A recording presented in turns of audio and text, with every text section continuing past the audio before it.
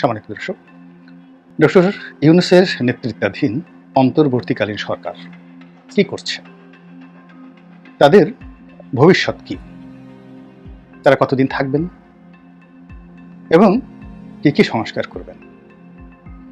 আমরা কি অনন্তকাল তাদের জন্য ফুলচন্দন নিয়ে বসে থাকব? জয় ডক্টর ইউনূস, জয় এনজিও গভর্নমেন্ট, জয় গ্রামীণ ব্যাংক, জয় শেখ আসিফ নজরুল, জয় দেবপ্রিয় ভট্টাচার্য, জয় তৌহিদ সাহেব, এরকম যারা উপদেষ্টা মণ্ডলী আছেন, ইফেক্টিভ জয় ব্রিগেডিয়ার শাখাওয়াত, এই কথা বলে আমরা উল্লাস নৃত্য করতে থাকব। কিন্তু সেই উল্লাস নৃত্যে যাওয়ার জন্য আমাদের আর ধৈর্য কুলাচ্ছে না। এর কারণ হলো যে আমরা বাঙালিরা জানি যে বাসরাতে বিড়াল মারতে হয়। আমরা জানি মর্নিং সজদা ডে শুরুটাই যাদের ভালো হয় তারা সারা জীবন ভালো করে। আমরা জানি যে একটা বোয়াল মাছ ও জন্ম নেয় বোয়াল মাছ হিসেবে, এবং আমরা জানি যে কখনো কোনো গুজুরি ট্যাংরা অথবা বাতাসি এটা জন্ম নেয় বাতাসি হিসেবে, কিংবা ধীরে ধীরে অনেকগুলো খাবার দাবার খেয়ে খেয়ে বোয়াল মাছে পরিণত হয়।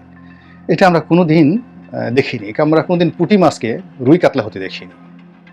এই জন্য ডক্টর মোহাম্মদ ইউনূস সরকারের যে শুরুটি, তো সেই শুরুটির মধ্যে আমরা ইতিবাচক একটি সিদ্ধান্ত এখন পর্যন্ত দেখিনি, বরং এখানে মানুষের যে সিদ্ধান্ত তার সাথে সাথে প্রকৃতির সিদ্ধান্ত, এই দুটো সিদ্ধান্ত মিলিয়ে পুরো পরিবেশ এবং পরিস্থিতিকে ধোঁয়াশে, অনির্ধারিত, গুমট এবং জমাট বাঁধা ক্ষোভ এবং বিক্ষোভ, হতাশার সাগরে পরিণত করেছে পুরো বাংলাদেশকে।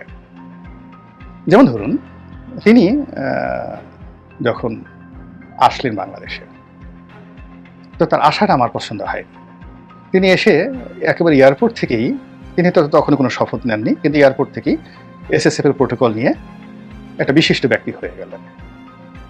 তো তার তো প্রথমে উচিত ছিল সংবাদ সম্মেলন করে একেবারে একটা সিভিল লাইফ, যে আমার নাম প্রস্তাব করা হয়েছে, কিন্তু আমি এটা নেব কি নেব না, এই জন্য এই অভ্যুত্থানের সঙ্গে যারা জড়িত তাদের সঙ্গে আমার একটা ম্যারাথন বৈঠক করার দরকার আছে।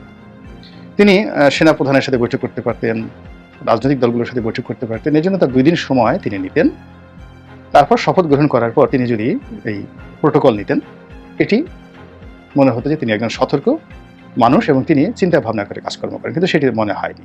মনে হচ্ছে যে তিনি ক্ষমতা পাওয়ার জন্য একটা সেকেন্ডও তিনি দেরি করতে রাজি নন। এরপর শপথ গ্রহণ করার পর 24 ঘন্টার মধ্যে তার যে কর্মকাণ্ড, সেই কর্মকাণ্ডের মধ্যে আপনি একটা সিঙ্গেল সিদ্ধান্ত, একটা বক্তব্য, আপনি তার মধ্যে কোনো ম্যাচুরিটি দেখতে পাবেন না। তিনি সব কাজ বাদ দিয়ে শহীদ আবু সাইদের কবর জিয়ারত করতে গিয়েছেন হেলিকপ্টার করে এখান থেকে, এবং ওই সময়টিতে তার যা যা জরুরি ছিল সব বাদ দিয়ে আমার কাছে মনে হচ্ছে যে এই কাজটা 3 দিন পরেও করতে পারতেন। এবং সেখানে গিয়ে তিনি যেভাবে কান্না করার ভান করলেন, তিনি আসলে কখনো কাঁদেননি। কান্না করাটা এত সোজা জিনিসটা। তিনি কান্না করার চেষ্টা করলেন, ভান করলেন, এবং এটাই তার সম্পর্কে মানুষের যে চিন্তা চেতনা, সেটি একেবারে আমূল পরিবর্তন ঘটে গেল। এরপরে তিনি উপদেষ্টাদের নিয়োগ দিলেন, পার্সোনাল স্টাফদেরকে নিয়োগ দিলেন। এখানে আমরা দেখলাম যে সবই চট্টগ্রামে বাড়ি, জোবরা গ্রামে বাড়ি, গ্রামীণ ব্যাংক, গ্রামীণ ফোন, NGO, প্রথম আলোর যারা গ্রুপ, আমেরিকানপন্থী যারা লোকজন, ডোনাল্ড ট্রাম্পের সঙ্গে যারা বসেছেন, এ সমস্ত লোকজন, এই সব হলো। আর এর বাইরে অন্য কিছু লোকজন, যেমন ছাত্রদের মধ্যে কয়েকজনকে নেওয়া হলো। তো এটাও কীভাবে হলো না হলো, কাদের সাথে আলোচনা করলো, কাদের পরামর্শ করা হলো, এই কোনো জিনিসগুলি আমাদের কাছে বোধগম্য না। অর্থাৎ রাজনীতিকে যদি আপনি বলেন, politics is a science, political science. আর যখনই আপনি কোনো একটাকে সায়েন্স মনে করবেন, বিজ্ঞান মনে করবেন, এটা কোনো কল্পকাহিনী নয়। It's not adventure, it's not a novel, it's a science. Politics is a science. তো সায়েন্সের সূত্র আছে, সূত্রে মিলতে হবে। সায়েন্সের সঙ্গে অঙ্ক আছে, ম্যাথমেটিক্স আছে, সায়েন্সের সঙ্গে জিওমেট্রি আছে, পাটিগণিত আছে, বীজগণিত আছে, এবং রসায়ন, ফিজিক্স, কেমিস্ট্রি আছে, এবং প্রত্যেকটি পরীক্ষাগারে প্রমাণিত। এর সূত্রের বাইরে গেলে আর বিজ্ঞান থাকবে না।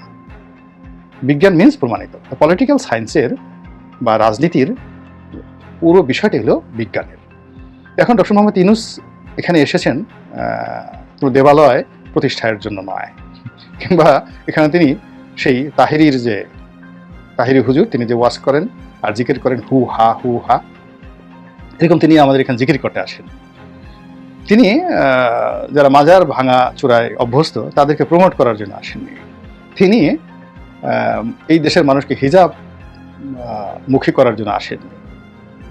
তিনি এসেছেন রাজনীতিকে পরিশীলিত করার জন্য এবং রাজনীতির অঙ্গনে একটা নজির তৈরি করার জন্য। এই জন্য তাকে রাজনীতির পন্থা অবলম্বন করতে হবে, যেই কাজটি বিজ্ঞানসম্মত। এবং তিনি এখনো পর্যন্ত বিজ্ঞানের বি বা সায়েন্সের এস শুরু করেননি, যদিও তিনি অর্থনীতির ছাত্র। অর্থনীতি একটা বিজ্ঞান। নাথিং হ্যাপেন এখন পর্যন্ত। ফলে তার কর্মকাণ্ড নিয়ে প্রচণ্ড হতাশা চলছে। তাকে আমরা বসিয়েছি বা তিনি বসেছেন, এখানে একটা বিরাট ফারাক। আমরা সবাই মনে করছি, আমরা সবাই তাকে চেয়েছি, কিন্তু তিনি মনে করছেন যে না, আমরা কেউ না, ছাত্র তাকে বসিয়েছেন। আমাদের সঙ্গে তাদের চিন্তা চেতনার একটা বিরাট অমিল দেখা যাচ্ছে। দ্বিতীয়ত, এই অন্তর্বর্তীকালীন সরকার, তত্ত্বাবধায়ক সরকার, উপদেষ্টা, এই ধারণাটাই 1990 সনের এরশাদ পতনের পরে যতবারই আসছে, this belongs to election, only election.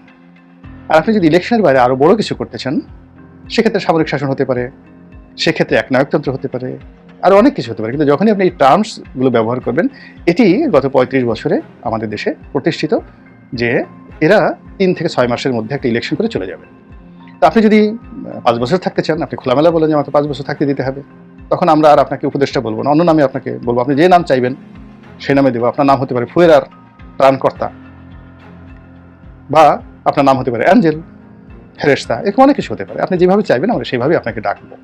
কিন্তু যখনই আপনি উপদেষ্টা বলছেন, তখনই আমরা ধরে নিচ্ছি আপনি এসেছেন শুধুমাত্র একটা ইলেকশন করার জন্য। তো সেই ইলেকশন, তার কোনো রূপরেখা নেই, কবে হবে তার কোনো কথাবার্তা নেই, কীভাবে হবে তার কোনো কথাবার্তা নেই। আপনি বলছেন সংস্কার করবেন, আপনি কি সংস্কার করবেন?